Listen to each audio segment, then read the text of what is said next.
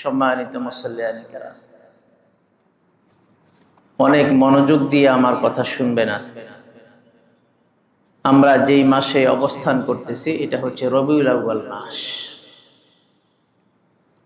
অত্যন্ত পবিত্র একটা মাস,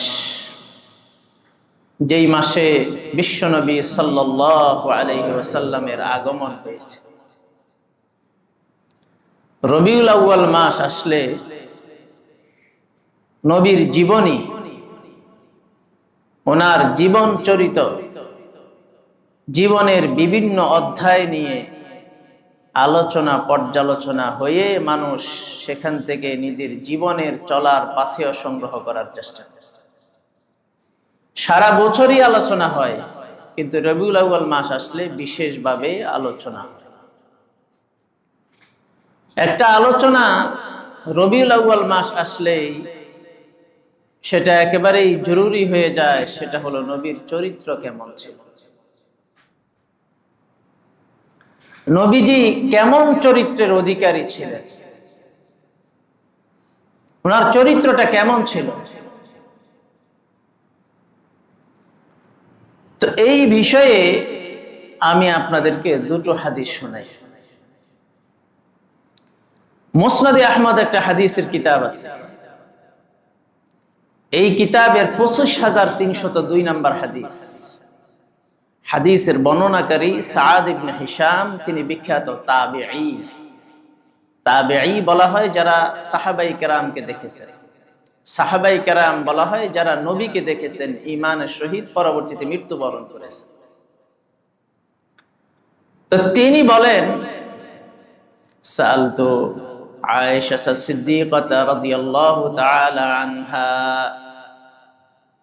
আমি আম্মা জান আয়েশা সিদ্দিকা রাদিয়াল্লাহু তাআলা আনহাকে প্রশ্ন করলাম, আন খুলুকি রাসূলিল্লাহি সাল্লাল্লাহু আলাইহি ওয়াসাল্লাম। আম্মা জানকে জিজ্ঞাসা করলাম, আম্মা জান, আমাদেরকে এই বিষয়ে আপনি একটু ব্রিফিং দেন, আপনি একটু জানান, যেহেতু আপনি আল্লাহর নবীর সবচাইতে বেশি কাছাকাছি থাকেন, আল্লাহর নবীর চরিত্রটা কেমন ছিল এই বিষয়ে আপনি আমাদেরকে একটু ক্লিয়ার করেন। তখন আম্মা জান আয়েশা সিদ্দিকা রাদিয়াল্লাহু তাআলা আনহা এক বাক্যে উত্তর দিলেন, কানা খুলুকুহু আল কুরআন। আল্লাহর নবীর চরিত্র ছিল পুরা ৩০ পারা কোরআন। এখন পুরা কোরআন আল্লাহর নবীর চরিত্র, এই কথাটার সহজ ব্যাখ্যা কি? এই কথাটার সহজ ব্যাখ্যা হলো, কোরআনের বিসমিল্লাহর বা থেকে শুরু করে সূরা নাসের সিন পর্যন্ত এইখানে যত আদেশ আছে, আল্লাহ পাক রব্বুল আলামিন যত আদেশ এখানে করেছেন, আল্লাহর নবী ১০০তে ১০০ সেই আদেশগুলি পালন করেছেন। আর বিসমিল্লাহর বা থেকে সূরা নাসের সিন পর্যন্ত যত নিষেধ এই কোরআনের ভিতরে আছে, আল্লাহর নবী প্রত্যেকটা নিষেধ থেকে ১০০তে ১০০ বেঁচে ছিলেন। এই জন্য আয়েশা সিদ্দিকা বলেন, আল্লাহর নবীর চরিত্রের ব্যাপারে যদি জানতে চাও, বুঝতে চাও, অনুধাবন করতে চাও, তাহলে তুমি কোরআন পড়ো। পুরা কোরআনটাই হলো আল্লাহর নবীর চরিত্র।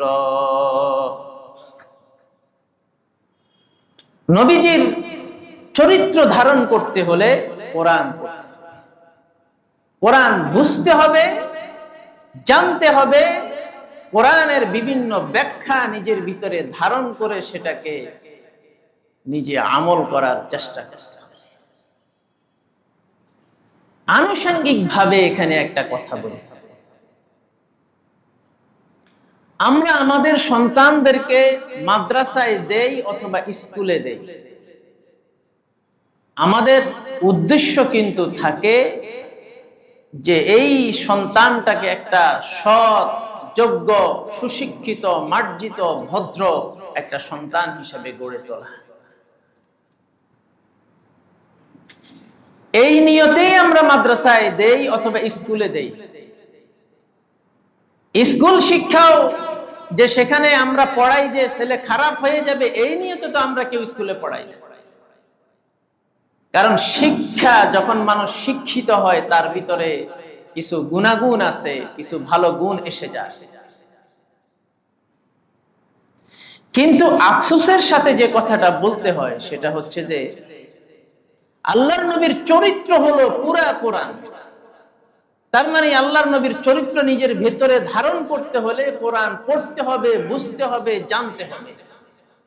কিন্তু স্কুল শিক্ষা ব্যবস্থায় কোরআনটা বড়ই উপেক্ষিত, অবহেলিত। শুধুমাত্র নামটা ওয়াস্তে কিছু আলোচনা পর্যালোচনা আছে, কিন্তু কোরআনের যে সঠিক চর্চা সেটার কোনো আলোচনা স্কুল শিক্ষা ব্যবস্থায় ওইভাবে নেই, যেইভাবে সেটাকে রাখলে আমাদের স্কুলের ছেলেগুলো নিজের ভেতরে কোরআনের অর্থ, মর্ম সবকিছু ধারণ করতে পারবে, ওইভাবে নেই।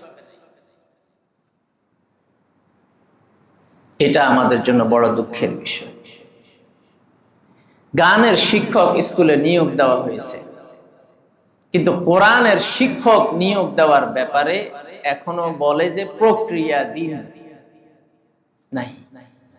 তো আমার নবীদের চরিত্র, নবীর উম্মত প্রতিটা স্কুলের সন্তান নিজের ভিতরে কিভাবে ধারণ করবে? যার কারণে সন্তানরা চরিত্রহারা হয়ে যাচ্ছে। মাদ্রাসায় যে ছেলেটা পড়ছে সে তো নবীর কোরআনের শিক্ষা, এর অর্থ, এর অনুবাদ, এর ব্যাখ্যা সবকিছু শিখতে পারতেছে, কিন্তু স্কুলের ছেলেটা তো বঞ্চিত হয়ে যাচ্ছে। এই জায়গায় বড় ঘাটতি। এবং এই কোরআন শিক্ষা করা মানে ধর্মের শিক্ষা নিজের ভেতরে ধারণ করা। ধর্মের শিক্ষা যদি একটা ছেলের ভিতরে না আসে তো কি হবে সেটা যারা বিধর্মী আছে তারাও সেটা বলেছেন। এক বিধর্মী সে তার এক সাক্ষাৎকারে বলতেছে, আমি দেখেছি তার সাক্ষাৎকারটা, সে বলতেছে আরো একজন ব্যক্তির রেফারেন্স দিয়ে সে কথাটা বলতেছে যে if you teach your children the 3 R's, তোমরা যদি তোমাদের সন্তানদেরকে 3 R শিখাও, রিডিং, রাইটিং এন্ড অ্যারিথমেটিক, হিসাব বিজ্ঞান, 3 R যদি শিখাও, তারপর সে বলতেছেন do not give them the fourth R, তাদেরকে চতুর্থ আর যেটা আছে সেটা যদি না শিখাও। চতুর্থ আর কি? রিলিজিয়ন, ধর্ম। ধর্ম মানেই তো কোরআনের শিক্ষা। They will become as fifth আর, তাহলে পঞ্চম আর হিসাবে তারা যেটা হবে রেসকল, তারা অভদ্র, সন্ত্রাসী, গুন্ডা হয়ে যাবে, মাস্তান। তো রাসূলুল্লাহ সাল্লাল্লাহু আলাইহি ওয়াসাল্লামের এই শিক্ষা, এই কোরআন যেটার ভিতরে আল্লাহর নবীর পুরা চরিত্রটা রয়েছে, ওই চরিত্রটা আমাদের সন্তানদের ভিতরে ঢুকিয়ে দেওয়ার জন্য তো কোরআনকে শিখতে হবে, বুঝতে হবে, অনুধাবন করতে হবে। এই স্কুল শিক্ষা ব্যবস্থায় এটা পুরো দমে অবহেলিত। এই জায়গাটা আমাদের বড় আফসোসের জায়গা। প্রত্যেকটা মুসলমানের জন্য এই জায়গাটা বড় আফসোসের জায়গা। আল্লাহ তাআলা আমাদের সন্তানদেরকে কোরআনের শিক্ষা দেওয়ার তৌফিক দান করেন। 2 নম্বরে একটা হাদিস, হাদিসের কিতাবের নাম মাজমাউজ জাওয়ায়েদ, 9 নম্বর খণ্ড, 18 নম্বর। ক্বালা রাসূলুল্লাহ সাল্লাল্লাহু আলাইহি ওয়াসাল্লাম, আল্লাহর নবী বলেন, বুইসতু লিউতাম্মিমা মাকারিমাল আখলাক, আল্লাহ পাক রব্বুল আলামিন আমাকে এই দুনিয়ায় এই জন্য পাঠাইছেন যে সর্বোত্তম চরিত্র যেটা আছে সেটাকে প্রতিষ্ঠিত করার জন্য, সেটাকে পরিপূর্ণতা দানের জন্য। চরিত্রটা কেমন, চরিত্র বলতে কি বোঝায়, এই বিষয়টা মানুষকে শিক্ষা দানের জন্য, তালিম দেওয়ার জন্য আল্লাহ আমাকে এই দুনিয়ায় পাঠাইছেন। আর এক হাদিসের ভিতরে বলেন, বুইসতু মুআল্লিমান লিউতাম্মিমা মাকারিমাল আখলাক, যে আল্লাহ পাক রব্বুল আলামিন আমাকে শিক্ষক হিসেবে পাঠাইছেন যাতে করে আমি সর্বোত্তম চরিত্র যেটা আছে এই বিষয়টা মানুষকে শিক্ষা দান করতে পারি। এই জন্য আল্লাহর নবী আমাদেরকে জানায়া দিলেন যে আল্লাহ পাক রব্বুল আলামিন চরিত্র বলতে যেই বিষয়টা, এটাকে শিক্ষাদানের জন্য আমাকে পাঠিয়েছেন। নবীর চাইতে উত্তম চরিত্র, শ্রেষ্ঠ চরিত্রের অধিকারী কখনো ছিল না, নেই এবং আসবে না। শ্রেষ্ঠ চরিত্রের অধিকারী। চরিত্র বলতে কি বোঝায়, এবার এটা বোঝায়। চরিত্র মানে সৌন্দর্যতা। একটা মানুষের ভিতরে দুইটা সৌন্দর্য থাকে, একটা হলো বাহ্যিক সৌন্দর্য আর একটা হলো আভ্যন্তরীণ সৌন্দর্য। বাহ্যিক সৌন্দর্যের অপর নাম হচ্ছে শারীরিক সৌন্দর্য। আভ্যন্তরীণ সৌন্দর্য যেটা, সেটার অপর নাম হচ্ছে চারিত্রিক সৌন্দর্য। যেই বাহ্যিক সৌন্দর্য, এটাকে আরবিতে বলা হয় হুসনু সূরা, সদ দিয়া। বাহ্যিক সৌন্দর্য, শারীরিক সৌন্দর্য। আর আভ্যন্তরীণ তথা চারিত্রিক সৌন্দর্য যেটা, এটাকে আরবিতে বলা হয় হুসনু সিরা, সিন দিয়ে, চারিত্রিক সৌন্দর্য। আল্লাহর নবী চারিত্রিক সৌন্দর্যে 100তে 100 যেমন ছিলেন, বাহ্যিক সৌন্দর্য তথা শারীরিক সৌন্দর্যেও 100তে 100 ছিলেন। সুবহানাল্লাহ। এমন নবী আল্লাহ তাআলা আমাদেরকে দান করেছেন। তো চারিত্রিক সৌন্দর্য এবং বাহ্যিক সৌন্দর্য, এই পুরো দুই সৌন্দর্যই আল্লাহর নবীর মধ্যে ছিল। আল্লাহর নবীর বাহ্যিক সৌন্দর্য কেমন ছিল? কেমন ছিল আল্লাহর নবীর বাহ্যিক সৌন্দর্য? এই ব্যাপারে সহিহ বুখারীর 3547 নম্বর হাদিস। এই হাদিসের ভেতরে আল্লাহর নবীর বাহ্যিক সৌন্দর্যের বর্ণনা এসেছে। আনাস ইবনে মালিক রাদিয়াল্লাহু তাআলা আনহু قال كان ربعة من القوم।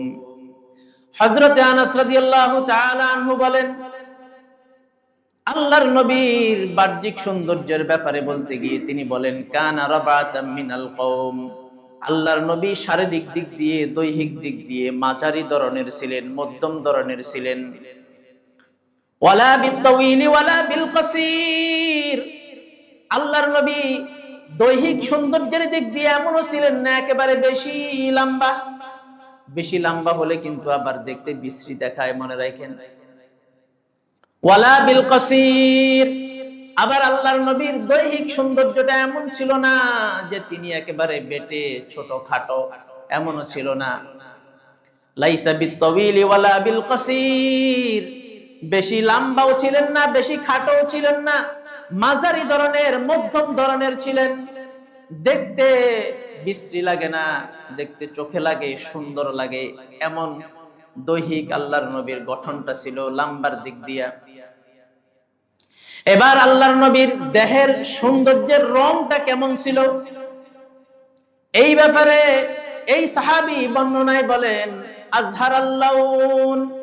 আল্লাহর নবীর শরীরের রং ছিল, চামড়ার যে রং আছে, শরীরের রংটা ছিল গোলাপি রঙের মতো। বলেন সুবহানাল্লাহ। গোলাপি রং মানে শরীরের ভিতরে একটা লালসে ভাব, গোলাপ ফুলের রঙের মতো। যতই তাকাই ততই মুগ্ধ, চোখ নামাইতে মনে চায় না। আল্লাহর নবীর শরীরের সৌন্দর্যটা, রংটা এমন ছিল। ওয়ালা আবিয়াদা। আল্লাহর নবীর শরীরের সৌন্দর্যটা এমনও ছিল না লাইসা বিআবিয়াদা ওয়া আমহাকা। একেবারে সাদা দবদবে এমনও ছিল না।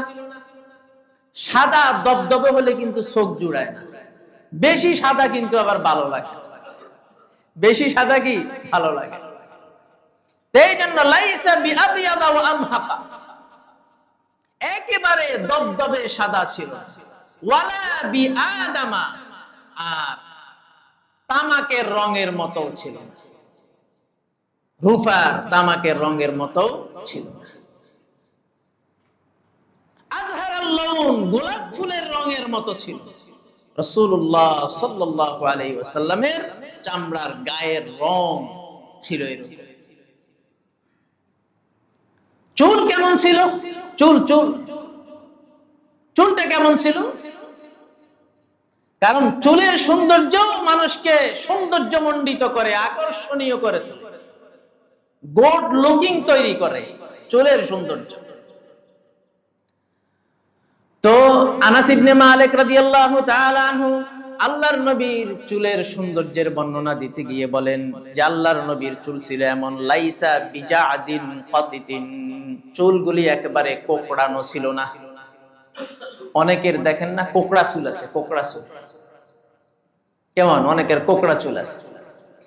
আবার ওয়ালা বিসাবতি রাজুলিন, আবার এমনও ছিল না চুলগুলো একেবারে খাড়া খাড়া চুল, অনেকের দেখবেন চুল খাড়া খাড়া, এটাও সৌন্দর্যকে ব্যাহত করে।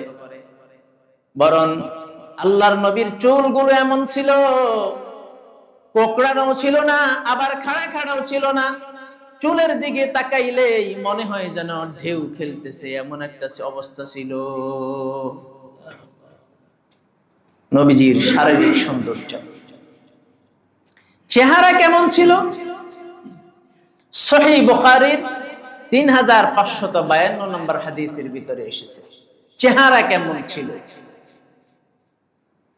সুইল আল বারা ইবনে আযিব রাদিয়াল্লাহু তাআলা আনহু, বারা ইবনে আযিব কি জিজ্ঞাসা করা হলো, আকানা ওয়াজহু রাসূলিল্লাহি সাল্লাল্লাহু আলাইহি ওয়াসাল্লাম মিসলাস সাইফ, আল্লাহর নবীর চেহারা কি তলোয়ারের মতো লম্বা ছিল কিনা জিজ্ঞাসা করা হলো। তিনি বললেন না না না, আল্লাহর নবীর চেহারা তলোয়ারের মতো লম্বা ছিল না, বরং আল্লাহর নবীর চেহারা ছিল বাল মিসলাল কমর, চাঁদের মতো। সুবহানাল্লাহ, তো আসতে বললেন। সুবহানাল্লাহ বললে কি লাভ আছে না ক্ষতি আছে? লাভ আছে, তো আসতে বলেন। মসজিদে তো আসছেন, সুবহানাল্লাহ, আলহামদুলিল্লাহ, আল্লাহু আকবার এগুলো বলতে পারলেই লাভ। তো রাসূলুল্লাহ সাল্লাল্লাহু আলাইহি ওয়াসাল্লামের চেহারাটা ছিল চাঁদের মতো।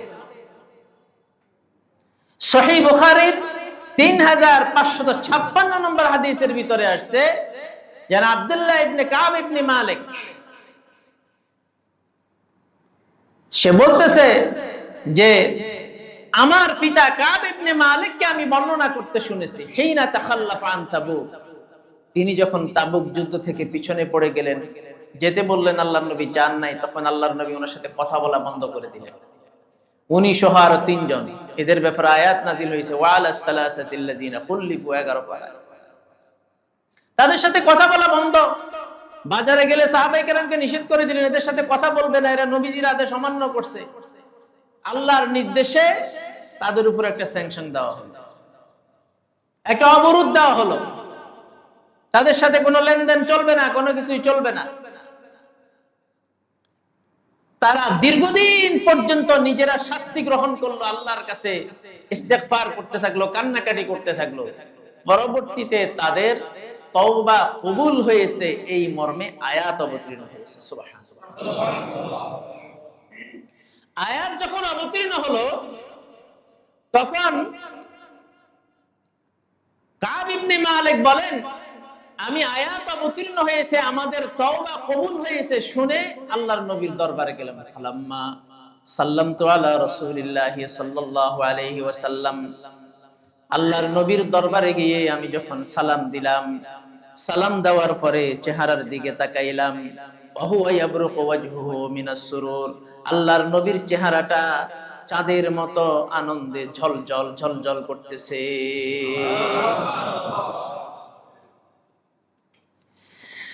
ওই সাহাবী বলেন, কানা রাসূলুল্লাহ সাল্লাল্লাহু আলাইহি ওয়াসাল্লাম ইযা সুররা ইস্তানারা ওয়াজহুহু কান্নাহু কিতাতু কমার, আল্লাহর নবী যখন কোনো ব্যাপারে আনন্দিত হতেন, চেহারার ভিতরে আনন্দের ঢেউ খেলতো, মনে হয় এটা একটা চাঁদের টুকরা, মনে হয় আমাদের সামনে চাঁদ হাসতেছে, এরকম আল্লাহর নবীর চেহারাটা ছিল। রাসূলুল্লাহ সাল্লাল্লাহু আলাইহি ওয়াসাল্লামকে আল্লাহ তাআলা এরকম সৌন্দর্য দিয়ে তৈরি করেছে। আমরা তো জানি পৃথিবীর শ্রেষ্ঠ সৌন্দর্যের অধিকারী ছিলেন ইউসুফ আলাইহিস সালাম, কিন্তু ইউসুফ আলাইহিস সালামের সৌন্দর্য বেশি, মোহনীয়তা, মুগ্ধতা বেশি, নাকি মুহাম্মদ সাল্লাল্লাহু আলাইহি ওয়াসাল্লামের সৌন্দর্যের মুগ্ধতা বেশি? কিভাবে বেশি?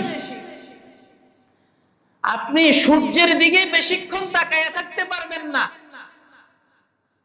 কিন্তু 14 তারিখের পূর্ণিমার চাঁদ, যেটাকে বাংলা ভাষায় বলা হয় শুল্কা দ্বাদশী, সাহিত্যের ভাষায় শুল্কা দ্বাদশী, ওই চাঁদের আলোতে মানুষের খুবই গল্প গুজব করতে মনে চায়, চাঁদের দিকে যতই তাকায় চোখ নামাইতে মনে চায় না, একটা মুগ্ধতার পরিবেশ তৈরি হয়। আল্লাহর নবীর চেহারা ছিল পূর্ণিমার চাঁদের মতো, যতই তাকাইতো অতই তাকাইতে মন চাইতো, চেহারা নামাইতে মনে চাইতো না।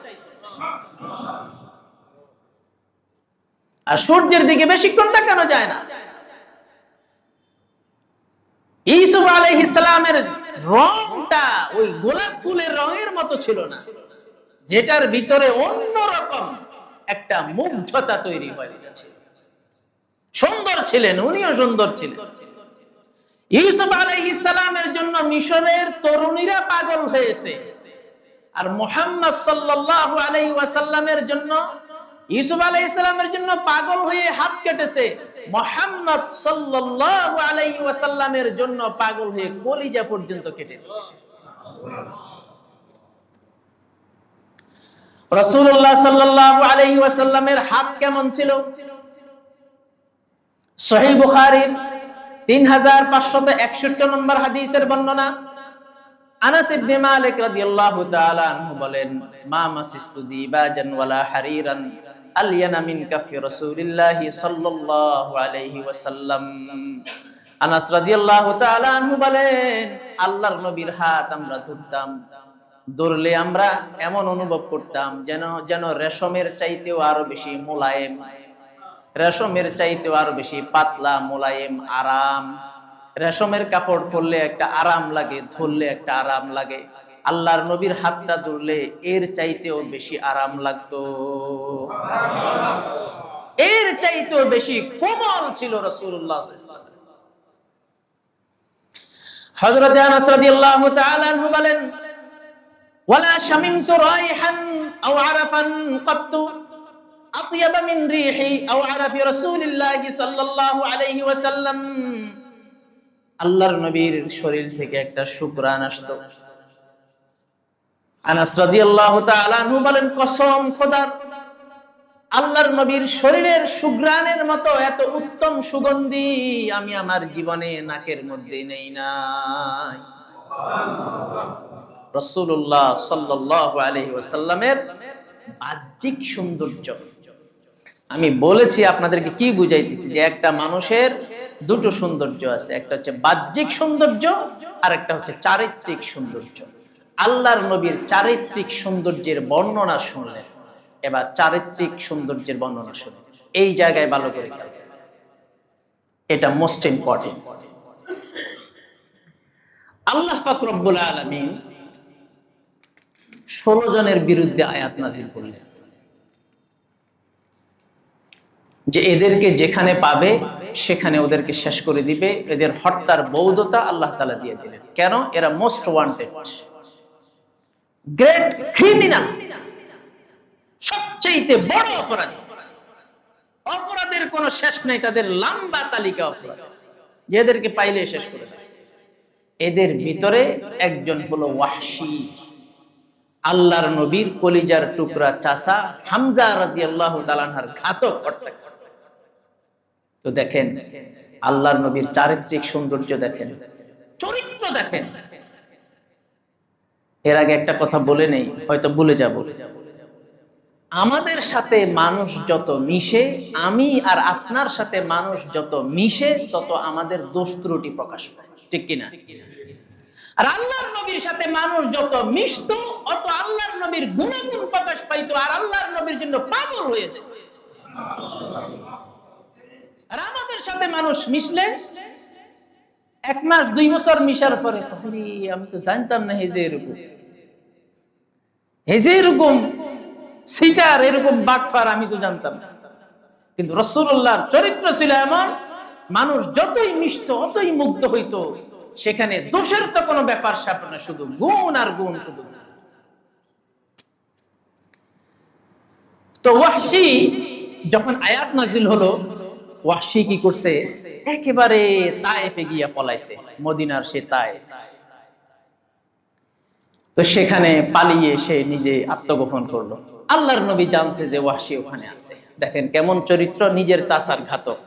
এক সাহাবীকে ডাকছে, কয় দিকে আসো। তো শোনো, আমি খবর পেয়েছি ওয়াহশী তায়েফের অমুক জায়গায় আত্মগোপন করে আছে, তুমি তার কাছে যাও, গিয়ে তাকে এই আয়াত পড়ে শোনাও। পড়ে শোনানোর পরে সে যদি মেনে নেয়, তাহলে তাকে বলবা যে তার সমস্ত অপরাধ মাফ। কি আয়াত? ইল্লা মান তাবা ওয়া আমানা ওয়া আমিলা সালিহান ফাউলাইকা ইউবাদদিলুল্লাহু সাইয়্যাতিহিম হাসানাত।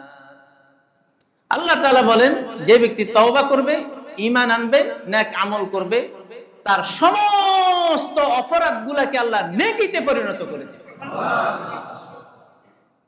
তো সাহাবী গেছে, যে ওয়াহশী, নবীজি আমাকে পাঠাইছে তোমার কাছে, তোমাকে এই আয়াত পড়ে শোনানোর জন্য। এই আয়াতের মর্ম হলো এই, তুমি যদি ঈমান আনো, তওবা করো, নেক আমল করো, পূর্বের সমস্ত অপরাধ মাফ, তুমি আর মোস্ট ওয়ান্টেড থাকবে না, তুমি সবচেয়ে ভালো মানুষ হয়ে যাবে। তো ওয়াহশী এটা শোনার পরে কি বলে জানেন? কয়, ঈমান আনতে হবে, নেক আমল করতে হবে, তওবা করতে হবে, এত শর্তটা তো আমি মানতে পারব না। চিন্তা করছে, তাকে গেছে মাফ করানোর জন্য, তাকে এই অপরাধ, এই পালায়নকারী জীবন, পালিয়ে বেড়ানো এই জীবন থেকে তাকে মুক্তি দিয়ে তাকে একটা স্বাভাবিক জীবনে ফিরিয়ে নিয়ে আসার জন্য গেছে। এখন সে বলতেছে তওবা করতে পারবো না, ঈমান আনতে পারবো না, এত কাজ আমার দ্বারা হবে না, সম্ভব না। আল্লাহর নবী তখন কি করতে পারতেন? কারণ তার ব্যাপারে তো হত্যার অনুমোদন আছে, চাইলে আরেকটা লোক পাঠাইয়া তারে ওখানেই শেষ করে দেয়, ওইটা করতে পারতেন। কিন্তু আল্লাহর নবীর চরিত্র দেখেন, তায়েফ, মক্কা থেকে তায়েফ বর্তমানে 85 কিলোমিটার। এখন উপরে রাস্তা, নিচে রাস্তা, তলে রাস্তা, মানে চতুর্দিকে রাস্তা আর রাস্তা, মানে যাতায়াতের এত বেশি ফ্যাসিলিটিস তৈরি হয়েছে যেটা কল্পনার বাহিরে। আর এক সময় মক্কা থেকে তায়েফ 200 মাইলের পথ ছিল, ওই দুনিয়া ঘুরে যেতে হতো। এখন তো পাহাড় কেটে রাস্তা তৈরি করে দিয়েছে। 200 মাইল পাড়ি দিয়ে গিয়ে ওয়াহশীকে বুঝাচ্ছে যে দেখো, তুমি যত অপরাধ করেছো, তুমি যদি ঈমান আনো, নেক আমল করো এবং তওবা করে ফেলো, আল্লাহ তাআলা তোমাকে মাফ করে দিবে, নেক আমল করো। সে বলে যে আমি পারবো না। তো সাহাবী চলে আসছে, আয়েশা বলে যে ইয়া রাসূলুল্লাহ, গিয়েছিলাম, সে এই এই কথা বলছে। আচ্ছা ঠিক আছে, তুমি যাও।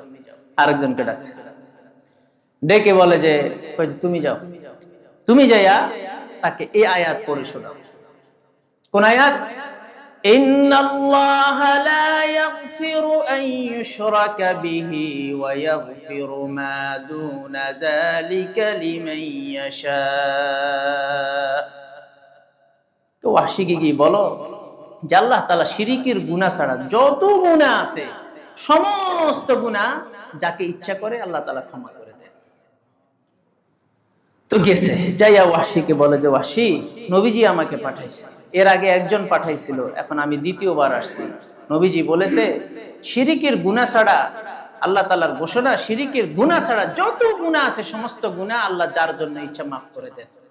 তুমি এখন ফিরে আসো। শোনো, ঠিক আছে, আমি ঈমান আনলাম, আর শিরক তো আমি করবই না, এটা আমি ওয়াদা করলাম, কিন্তু আল্লাহ তো এখানে একটা কন্ডিশন লাগাই দিয়েছে। আল্লাহ বলছে লিমান ইয়াশা, যার জন্য ইচ্ছা। এখন আল্লাহ যদি, আমি ঈমান আনলাম, শিরক তো করবই না এবং ভালো হয়ে যাওয়ার জন্য ইচ্ছা করলাম, কিন্তু আল্লাহ যদি আমার ব্যাপারে ইচ্ছা না করে, দেখেন আমার ব্যাপারে যদি ইচ্ছা না করে, আল্লাহ তো এখানে কন্ডিশন লাগাইয়া দিয়েছে, লিমান ইয়াশা বলছে, আমার ব্যাপারে যদি ইচ্ছা না করে। তো ওই সাহাবী আবার হতাশ হয়ে ফিরে চলে আসছে।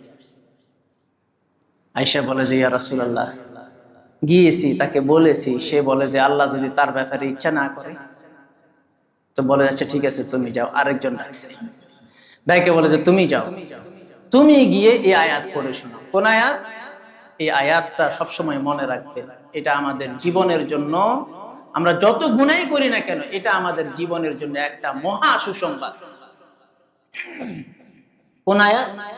قل يا عبادي الذين أسرفوا على أنفسهم لا تقنطوا من رحمة الله إن الله يغفر الذنوب جميعا إنه هو الغفور الرحيم। আল্লাহ পাক রব্বুল আলামিন আয়াতের ভিতরে বলেন, হে নবী আপনি বলে দেন, ও আমার বান্দারা যারা জীবনে অনেক বেশি গুনাহ করে ফেলেছো, নিজের জীবনে অনেক বেশি অপরাধ করে ফেলেছো, তোমরা আল্লাহর রহমত থেকে নিরাশ হইও না। আল্লাহ কিন্তু সব ধরনের গুনাহ মাফ করে দেয়। ওয়াহশী আয়াত শোনার পরে এখন যাওয়া যায়, এই আয়াতে কোনো কন্ডিশন নাই, এই আয়াতের ভিতরে কোনো কন্ডিশন নাই, আল্লাহ সব গুনাহ মাফ করে দেয়, বাস এখন যাওয়া যায়। তো কিভাবে যাবে? মোস্ট ওয়ান্টেড না, দিনের বেলা আসলে যেই দেখবে সেই তো চিনে, তার তো হত্যার ব্যাপারে অনুমোদন, যেই দেখবে সেই মাইরা দিবে। তো কিভাবে যাবে, কিভাবে আসবে? রাতের বেলায় চাদর দিয়ে মুখ বেঁধে আল্লাহর নবীর দরবার আয়েশা এক কোণায় এসে ঢুকে এক কোণায় বসে আছে। ওমর রাদিয়াল্লাহু তাআলা আনহু এই মুখ বাঁধা অবস্থায় দেখে চিনি ফেলছে, তরবারিটা তাড়াতাড়ি বের করে, ইয়া রাসূলুল্লাহ ওয়াহশী আমি তাকে হত্যা করব, আপনি অনুমতি দেন। ওমর রাদিয়াল্লাহু তাআলা আনহুকে আল্লাহর নবী বললেন, দেখেন আল্লাহর নবীর চারিত্রিক সৌন্দর্য। আল্লাহর নবী ওমরকে বললেন, ওমর ওয়াহশী আমার দরবারে এসেছে, এটা মুহাম্মদ সাল্লাল্লাহু আলাইহি ওয়াসাল্লামের দরবার, এটা আর কারো দরবার। তুমি সিদ্ধান্তটা আমাকে নিতে দাও, তুমি কেন এরকম তাড়াহুড়া করতেছো, তরবারি কেন কোষ থেকে বের করছো? ওমর রাদিয়াল্লাহু তাআলা আনহু বলেন, আল্লাহর নবী যেই মুহূর্তে এই কথাগুলো বলতেছে, আমি আল্লাহর নবীর চেহারার দিকে তাকাইলাম, চোখের দিকে তাকাইলাম, তাকাইয়া দেখলাম আল্লাহর নবীর চেহারার মধ্যে, চোখের মধ্যে ওয়াহশীর প্রতি কোনো রাগ নাই, বরং যেটা আছে শুধু দয়া আর দয়া। কে ওয়াহশী? যে ওনার সবচাইতে প্রিয় চাচাকে হত্যা করেছে, এমন ভাবে হত্যা করেছে ছিন্ন ভিন্ন করে, লাশ বিভিন্ন জায়গায়, বাংলা ভাষায় বলে যত্র তত্র, যেখানে সেখানে পড়েছে, এভাবে কচু কাটা করেছে। কিন্তু সেই হত্যাকারী আল্লাহর নবীর দরবারে ওমর রাদিয়াল্লাহু তাআলা বলেন যে দেখলাম যে আল্লাহর নবীর তার প্রতি কোনো ক্ষোভে নাই, কোনো রাগে নাই, যেটা আছে সেটা শুধু মায়া আর মায়া। আল্লাহর নবী ওয়াহশীকে ইসলামের ভিতরে ঢুকাইতে চায়, মোস্ট ওয়ান্টেড থেকে আল্লাহর নবী তাকে সবচাইতে বেশি বেস্ট প্রিয় বানাইতে চায়। ওমর রাদিয়াল্লাহু তাআলা বলেন, এই অবস্থা দেখে আমি তরবারিটা ঢুকাইয়া ফেললাম, আমি নিজে লজ্জিত হয়ে গেলাম। ওয়াহশী তারপরে ইসলাম গ্রহণ করে ফেলল। ইসলাম গ্রহণ করার পরে আল্লাহর নবী তাকে সর্বপ্রথম একটা প্রশ্ন করলেন, তুমি কি আমার চাচাকে হত্যা করেছিলে? তো দেখেন আল্লাহর নবীর সাহচর্যে যাওয়ার পরে, আল্লাহর নবীর কাছে যাওয়ার পরে তার কথা বার্তা সবকিছুর ধরন পাল্টে গেছে। সে যখন আল্লাহর নবী যখন জিজ্ঞাসা করছে তুমি কি আমার চাচাকে হত্যা করেছিলে এইভাবে, তখন সে একথা বলতে পারতো যে আমি হত্যা করেছি, আমাকে মাফ করে দেন, একথা সে বলে। দেখুন সে তার পাণ্ডিত্যপূর্ণ উত্তর, দেখেন কি সুন্দর সে উত্তরটা দিয়েছে। এটা হচ্ছে মোস্ট ইম্পর্টেন্ট জায়গা। সে বলতেছে কি, আলহামদুলিল্লাহিল্লাযী আকরামাহু বিয়াদি ওয়া লাম ইউহিন বিয়াদিহি। আল্লাহ শুকর, ওই আল্লাহ তাআলা শুকর যে আল্লাহ তাআলা আমার হাতে আপনার চাচাকে সম্মানিত করেছেন। এটার কি অর্থ? হামজা রাদিয়াল্লাহু তাআলা আনহুকে আল্লাহ তাআলা সাইয়্যিদুশ শুহাদা, সকল শহীদদের সরদার উপাধিতে ভূষিত করেছেন।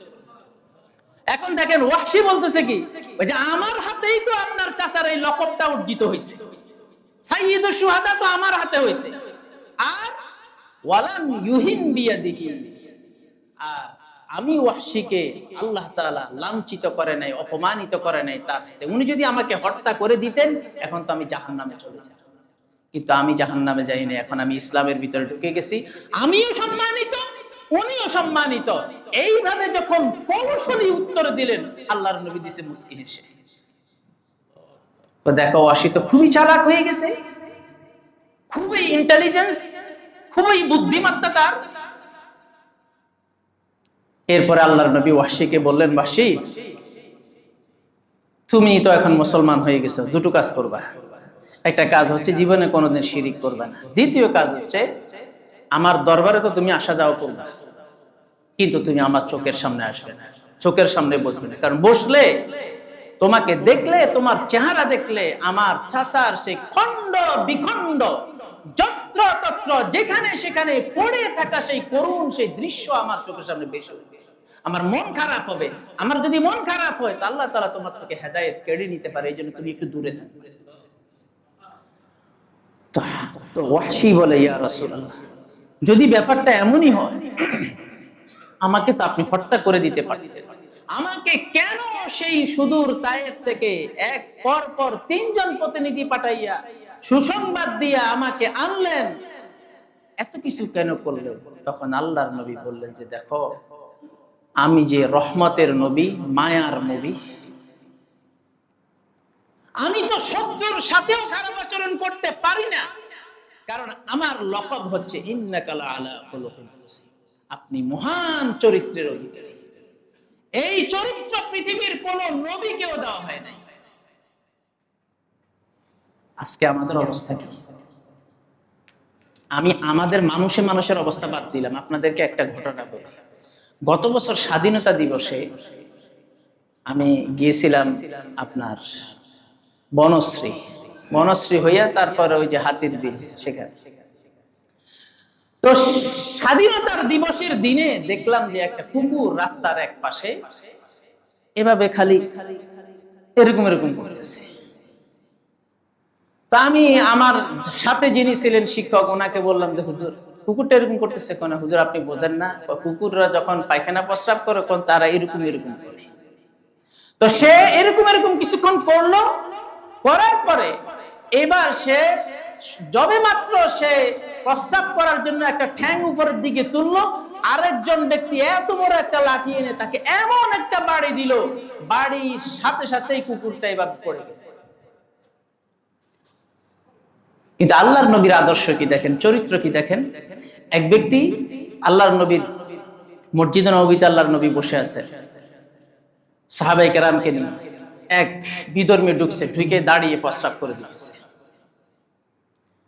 একজন সাহাবী উঠে তাকে প্রতিরোধ করার জন্য গেলেন, আল্লাহর নবী থামাইয়া দিলেন, বলে তাকে প্রস্রাব করতে।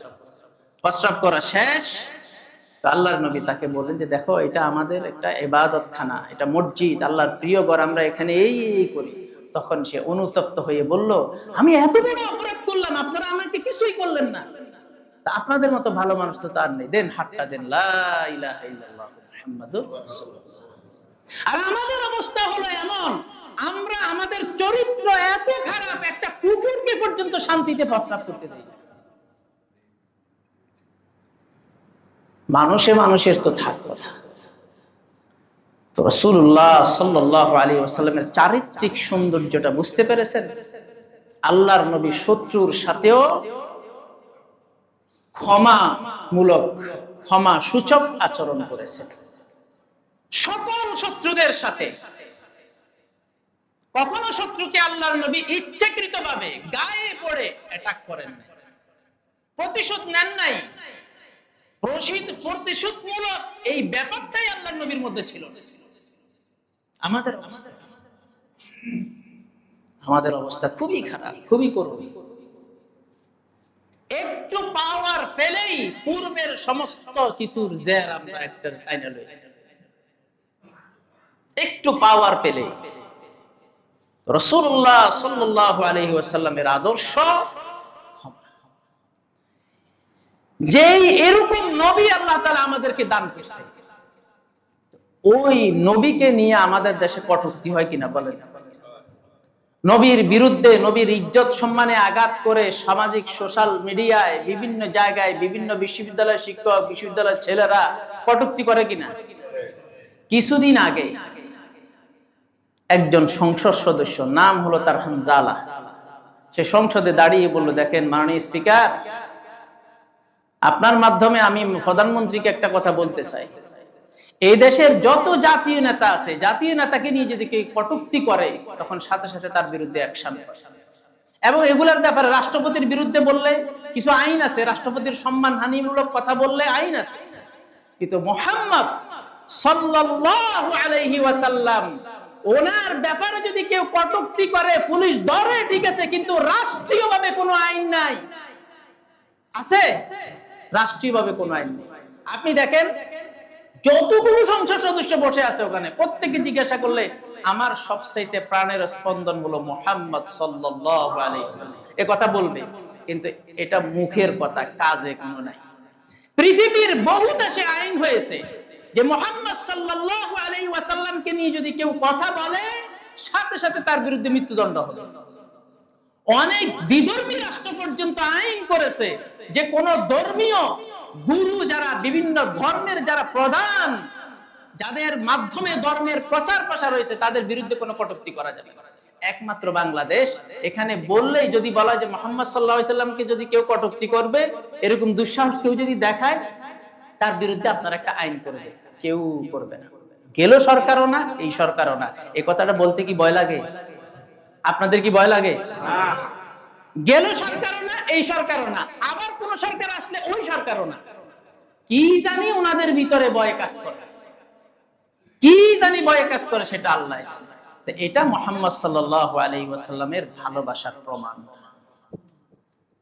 আল্লাহ পাক রব্বুল আলামিন আমাদের নবীজির যে বাহ্যিক সৌন্দর্য সেটা উপভোগ করে ওনার চারিত্রিক সৌন্দর্যটা আমাদের ভিতরে নিয়ে আসার তৌফিক দান করুন। আমিন। ওয়া আখির দাওয়ানা আলহামদুলিল্লাহি রাব্বিল আলামিন।